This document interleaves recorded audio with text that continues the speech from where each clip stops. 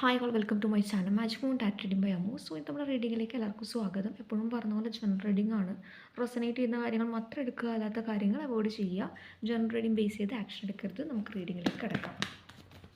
അങ്ങനെ പറയാന്നുണ്ടെങ്കിൽ ആ ഒരു പേഴ്സൺ നിങ്ങളെക്കുറിച്ച് ഓർക്കുമ്പോൾ ആദ്യം വരുന്നത് എന്താണെന്ന് വെച്ചാൽ തീർച്ചയായും ആ ഒരു പേഴ്സൻ്റെ മൈൻഡിൽ എന്ന് പറയുന്നത് നിങ്ങളുടെ മനസ്സിൽ ആ ഒരു പേഴ്സണൊരു എന്താണ് ഒരു ബൗണ്ടറി വെച്ചിട്ടുണ്ട്. ഇതുമാതിരി ഈ ഒരു കാർഡ് നിങ്ങൾ നോക്കുകയാണെങ്കിൽ നിങ്ങൾക്ക് മനസ്സിലാവാം ഇതുപോലെ നിങ്ങൾ വെച്ചിട്ടുണ്ട്. കാരണം ഒരു ലിമിറ്റേഷൻ ഉള്ളതുപോലെ തോന്നുന്നുണ്ട്. അതായത് പണ്ടത്തെ പോലെ അല്ലെങ്കിൽ ആ ഒരു പേഴ്സണ് എപ്പോൾ വേണമെങ്കിലും ഓടിപ്പോയി നിങ്ങളുടെ അടുക്ക വരാം എന്നുള്ള ആറ്റിറ്റ്യൂഡൊന്നും കുറേ ആൾക്കാരുടെ ലൈഫിൽ സംബന്ധിച്ച് ഉണ്ടായിട്ടുണ്ടാവുന്നില്ല. അല്ലെങ്കിൽ അതിനെക്കുറിച്ച് ആ ഒരു പേഴ്സൺ നോർമലി കോൺടാക്റ്റ് ഉണ്ടെങ്കിൽ പോലും ഒരു ഡിസ്റ്റൻസ് ആ ഒരു പേഴ്സണ് ഫീൽ ചെയ്യുന്നതായിട്ടാണ് തോന്നുന്നത്. ബട്ട് തീർച്ചയായിട്ടും ആ ഒരു പേഴ്സൻ്റെ ഒരു ആഗ്രഹപ്രകാരം അതൊക്കെ മാറ്റിയിട്ട് വരണം എന്നുള്ള രീതിയിലേക്കാണ് കാണിക്കുന്നത്. ഓക്കെ, അതുപോലെ വാണ്ട്സ് എനർജി ഇവിടെ സൂചിപ്പിക്കുന്നതെന്ന് വെച്ചാൽ തീർച്ചയായിട്ടും നിങ്ങളോടുള്ള അല്ലെങ്കിൽ ആ ഒരു ഇമോഷണലി ആ ഒരു പേഴ്സൺ അത്രമേൽ നിങ്ങളുമായിട്ട് കണക്ട് ചെയ്യാത്ത ആൾക്കാരാണെങ്കിൽ പോലും നിങ്ങളെക്കുറിച്ചുള്ള ഓർമ്മയുള്ള സമയത്ത് നിങ്ങളോട് വന്ന് സംസാരിക്കണം എന്നുള്ളൊരു ആഗ്രഹം ആ ഒരു പേഴ്സൻ്റെ ഉള്ളിലുള്ളതായിട്ട് ഇവിടെ കാണിക്കുന്നുണ്ട്. കാരണം ഒരു ഹാപ്പിനെസ് നിങ്ങളെന്നൊരു പേഴ്സണാണ് ഈ ഒരു വ്യക്തിക്ക് ഒരുപാട് ഹാപ്പിനെസ് കൊടുക്കുന്നത് എന്നുള്ളൊരു തിരിച്ചറിവ് ഉണ്ടാകുന്നുണ്ട്. ആ ഒരു പേഴ്സൺ എന്ത് തന്നെ വിഷമം ഉണ്ടെങ്കിലും ആദ്യം നിങ്ങളെക്കുറിച്ച് ഓർക്കുന്ന സമയത്താണ് ഒരു പേഴ്സൺ ഒരു ഹാപ്പിനെസ് എന്താണെന്നും അല്ലെങ്കിൽ ആ ഒരു പേഴ്സൻ്റെ ഒരു സമാധാനം എന്നുള്ള രീതിയിലേക്ക് പുറമേ നിങ്ങൾ ഭയങ്കര നിങ്ങളൊന്ന് പോയി തരുമോ എന്ന് പറഞ്ഞാൽ പോലും നിങ്ങൾ അല്ലെങ്കിൽ നിങ്ങളാൽ ചുറ്റപ്പെട്ട ഒരു ഹാപ്പിനെസ് ആണ് ആ ഒരു പേഴ്സണെ ലൈഫിലുള്ളത് എന്നുള്ള രീതിയിലേക്ക് കാണിക്കുന്നുണ്ട്. നമുക്ക് നോക്കാം ആ ഒരു പേഴ്സൻ്റെ ഇപ്പോഴത്തെ സിറ്റുവേഷൻ എന്താണെന്നുള്ളത്. മേ ബി തേർഡ് പാർട്ടി ഉണ്ടോ എന്നുള്ളതൊക്കെ നോക്കാം. We have the strength card. Okay, the 6 of cups, the sun card, the 10 of sword. Okay, ഇവിടെ തേർഡ് പാർട്ടി സിറ്റുവേഷൻ ഉണ്ട്. പക്ഷേ തീർച്ചയായിട്ടും ഒരു അഡിക്ഷൻ കൈൻഡ് ഓഫ് തിങ് ഒക്കെ ഉണ്ട്. ഈ ഒരു പേഴ്സണ് ഒരു ടോക്സിസിറ്റി ഉള്ള ഒരു സാഹചര്യം ഉണ്ടായിട്ടുണ്ടാകാം. അത് ചിലപ്പം നിങ്ങൾക്കും അറിയാം. ഇവിടെ എന്താണെന്ന് വെച്ചാൽ ആ ഒരു പേഴ്സണെ സംബന്ധിച്ച് ഒറ്റയ്ക്ക് നിൽക്കാൻ അധികം ആഗ്രഹിക്കാത്ത രീതിയിലുള്ള എനർജിയാണ്. കാരണം നിങ്ങളെ അല്ലെങ്കിൽ നിങ്ങളെപ്പോഴും ആ ഒരു പേഴ്സണെ തേടിപ്പോകണം, അങ്ങനെയുള്ള ഒരു എനർജിയുള്ള ഒരു രീതിയിലേക്കാണ് കാണിക്കുന്നത്. തീർച്ചയായിട്ടും നിങ്ങളുടെ ഒരു സ്നേഹം ഒന്ന് മാറി നിൽക്കുന്ന സമയത്ത് ആ ഒരു പേഴ്സൺ വളരെയധികം വിഷമത്തോടെ നിൽക്കുന്നതായിട്ട് കാണിക്കുന്നുണ്ട്. എന്ന് വെച്ച് അതൊരിക്കലും കാണിക്കണം എന്നില്ല. ബട്ട് സ്റ്റിൽ ആ ഒരു പേഴ്സൺ ഇപ്പോഴും നിങ്ങളെക്കുറിച്ച് കെയർ ചെയ്യുന്നു. പക്ഷേ ഇവിടെ കുറേ ആൾക്കാരെ സംബന്ധിച്ചെന്ന് പറയുന്നത് പൈസയ്ക്ക് കുറച്ചധികം ഇമ്പോർട്ടൻറ്റ് കൊടുക്കുന്നതായിട്ട് കാണിക്കുന്നുണ്ട്. ചിലപ്പോൾ നിങ്ങളോടുള്ള ഡിസ്റ്റൻസിന് കാരണം തന്നെ ഒരു പൈസയായിട്ട് റിലേറ്റ് ചെയ്തിട്ടുള്ള ഒരു സിറ്റുവേഷനും കുറച്ച് ആൾക്കാരെ സംബന്ധിച്ച് കാണിക്കുന്നുണ്ട്.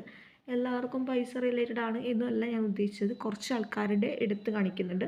സോ അത് ഞാൻ പറഞ്ഞതേ ഉള്ളൂ. കാരണം കുറച്ച് മണി ഓറിയൻറ്റഡ് ആയിട്ടുള്ള ഒരു പേഴ്സൺ ആയിരിക്കാം. ചിലപ്പോൾ ഈ ഒരു പേഴ്സൺ നിങ്ങളോട് പൈസ റിലേറ്റഡ് ആയിട്ടുള്ള ഇടപാടുകളൊക്കെ ഉണ്ടാകാനുള്ള ചാൻസ് കൂടുതലാണ്.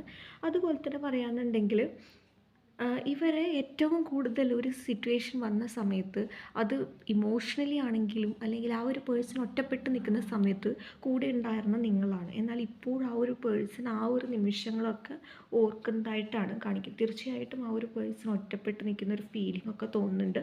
ഒപ്പം തന്നെ രാത്രിയൊക്കെ നിങ്ങളെക്കുറിച്ചുള്ള ഓർമ്മകൾ വളരെയധികം ആ ഒരു പേഴ്സൻ്റെ മൈൻഡിലുള്ളതായിട്ടാണ് കാണിക്കുന്നത്.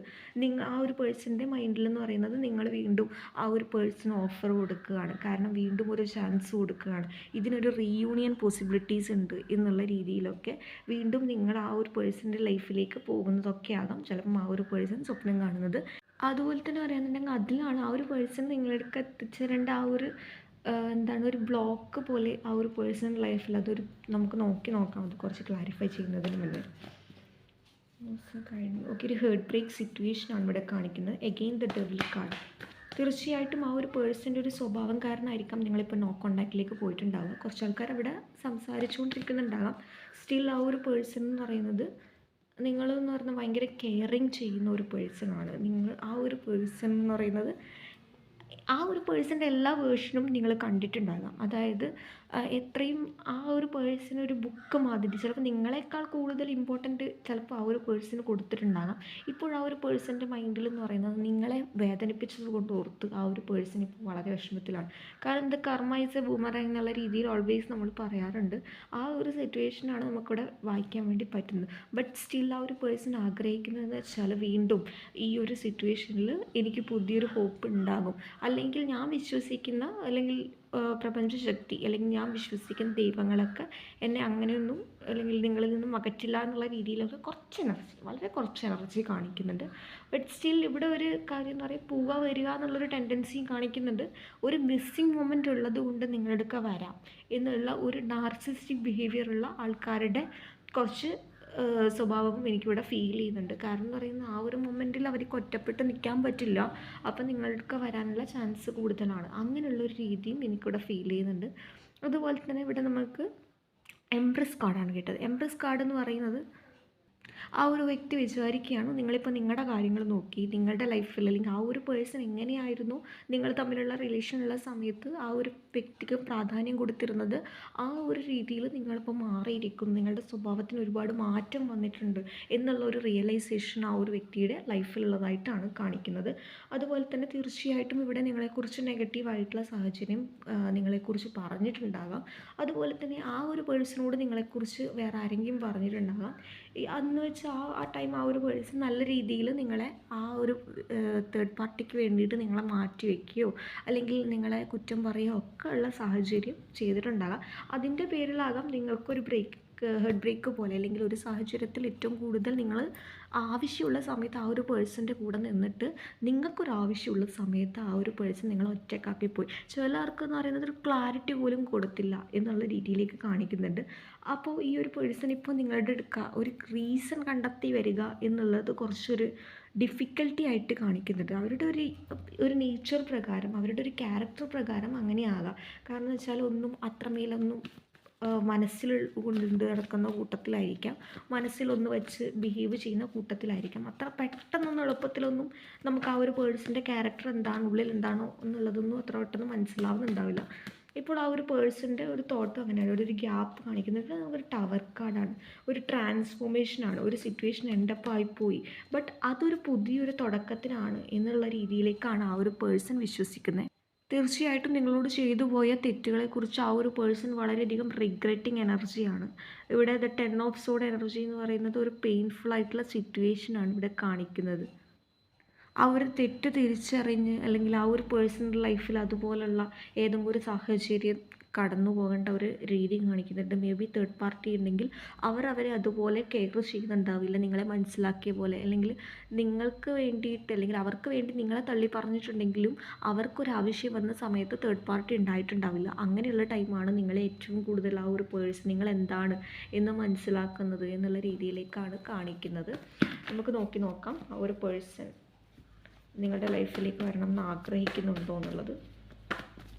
തീർച്ചയായിട്ടും ഒരു ജെന്യൂനിറ്റിയോടെ തീർച്ചയായിട്ടും ആ ഒരു പേഴ്സണൽ ലൈഫിൽ എന്തോ ഒരു തിരിച്ചടി ഇവിടെ ഉണ്ടായിട്ടുണ്ട് തന്നെ പറയാം. തീർച്ചയായിട്ടും അതെന്താണെന്ന് വെച്ചാൽ ആ ഒരു തേർഡ് പാർട്ടിക്ക് വേണ്ടിയിട്ട് എക്സ്പെക്റ്റ് ചെയ്ത രീതിയിലുള്ള ആ ഒരു വ്യക്തി പ്രതീക്ഷിച്ച പോലുള്ള ഒരു പേഴ്സൺ അല്ല എന്നുള്ളൊരു തിരിച്ചറിവ് ഉണ്ടാകുന്ന സമയത്താണ് നിങ്ങൾ എന്താണെന്നും നിങ്ങളുടെ അല്ലെങ്കിൽ സ്നേഹം എന്താണെന്നും ആ ഒരു പേഴ്സൺ മനസ്സിലാക്കുന്നത്.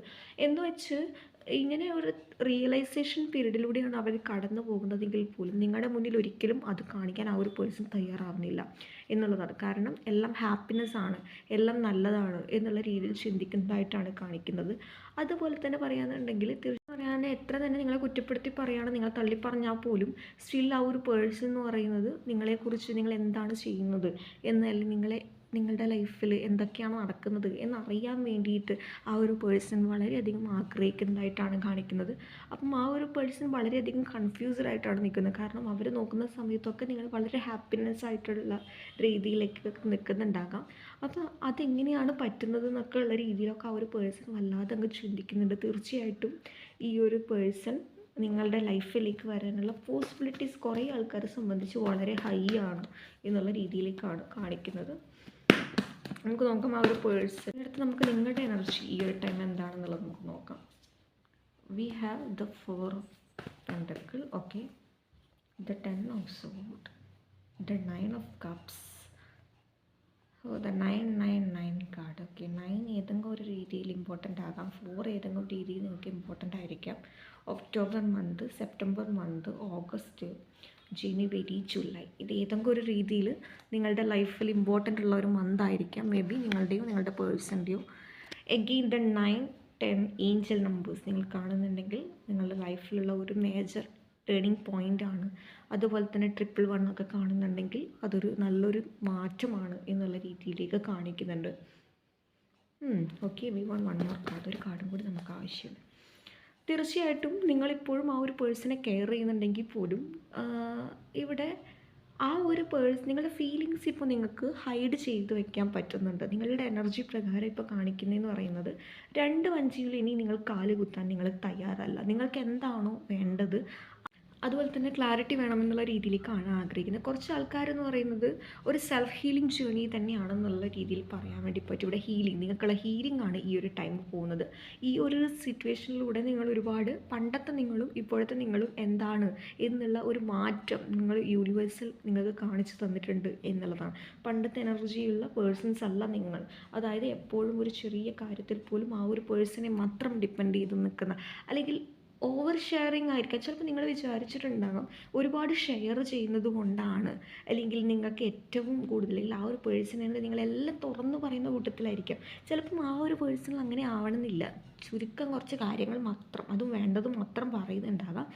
എന്നാൽ ഇവിടെ പോകാൻ നിങ്ങൾക്ക് യൂണിവേഴ്സൽ പല ക്ലാരിറ്റി തന്നിട്ടുണ്ട്.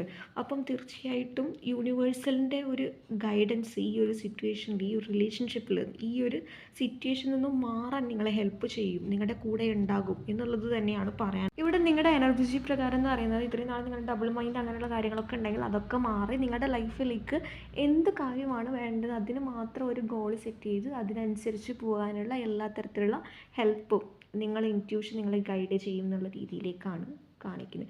അതുപോലെ തന്നെ പറയുകയാണെന്നുണ്ടെങ്കിൽ ഇപ്പോൾ ഫീലിങ്സൊക്കെ മാറ്റി ഇപ്പോൾ നിങ്ങൾക്ക് നിങ്ങളെ പ്രയോറിറ്റൈസ് ചെയ്ത് നിങ്ങൾക്ക് ഇമ്പോർട്ടൻ്റ് കൊടുത്ത് നിങ്ങൾക്ക് മുൻതൂക്കം കൊടുത്ത് മുന്നോട്ട് പോകാൻ പറ്റും. അത് ചെറിയ കാര്യമൊന്നും അല്ല, എല്ലാവർക്കും പറ്റുന്ന കാര്യമൊന്നും അല്ല അല്ലേ. ഇവിടെ നിങ്ങൾ അനുഭവങ്ങളിലൂടെ തന്നെയാണ് നിങ്ങൾ പഠിക്കുന്നത്. അതായത് ഒരൊറ്റ ദിവസം കൊണ്ട് നിങ്ങൾക്ക് ഹീലിംഗ് പോസിബിളാണ് എന്നുള്ള രീതിയിലല്ല. ഒരുപാട് നിങ്ങൾ അനുഭവിച്ചിട്ടുണ്ട്, സങ്കടപ്പെട്ട് കിടന്ന ഒരുപാട് രാത്രികളുണ്ട്, ഉറങ്ങാൻ പറ്റാത്ത രീതിയിലുള്ള ഒരു സിറ്റുവേഷനൊക്കെ ഉണ്ടായിട്ടുണ്ട്. നിങ്ങളെ മനസ്സിലാക്കിയില്ല എന്നുള്ള രീതിയിലേക്ക് നിങ്ങൾ യൂണിവേഴ്സലിനോടൊക്കെ വിളിച്ച് ഒരുപാട് കരഞ്ഞിട്ടുണ്ട്. അതുപോലെ തന്നെ നിങ്ങളുടെ ദൈവങ്ങളോട് വിളിച്ച് പ്രാർത്ഥിച്ചിട്ടുണ്ട്. അപ്പോൾ ആ ഒരു സിറ്റുവേഷനൊക്കെയുള്ള മറുപടിയാണ് ഇനിയുള്ള വരും ടൈമിൽ നമുക്ക് നോക്കാം. ഞങ്ങൾക്കുള്ള ഗൈഡൻസ് ഇത് ചാരിറ്റ് കാർഡ്സ് ആണ് കിട്ടിയിട്ടുള്ളത്. Then 4 of Cups. Okay, the star card, bottom of the deck, knight of പെൻഡക്കിളാണ്. ഇവിടെ പറയുന്നതെന്ന് വെച്ചാൽ ഒരിക്കലും ഡബിൾ മൈൻഡായിട്ട് അവർ വരുമോ അല്ലെങ്കിൽ അവർ വരില്ലയോ, അല്ലെങ്കിൽ ഈ ഒരു സിറ്റുവേഷനിൽ എന്താ ചെയ്യേണ്ടതെന്ന് വെച്ചാൽ പാസ്റ്റിൽ മാത്രം സ്റ്റക്ക് ചെയ്ത് നിൽക്കരുത് എന്നുള്ള രീതിയിലാണ് ഫസ്റ്റ് അഡ്വൈസ് നിങ്ങൾക്ക് പറയാനുള്ളത്.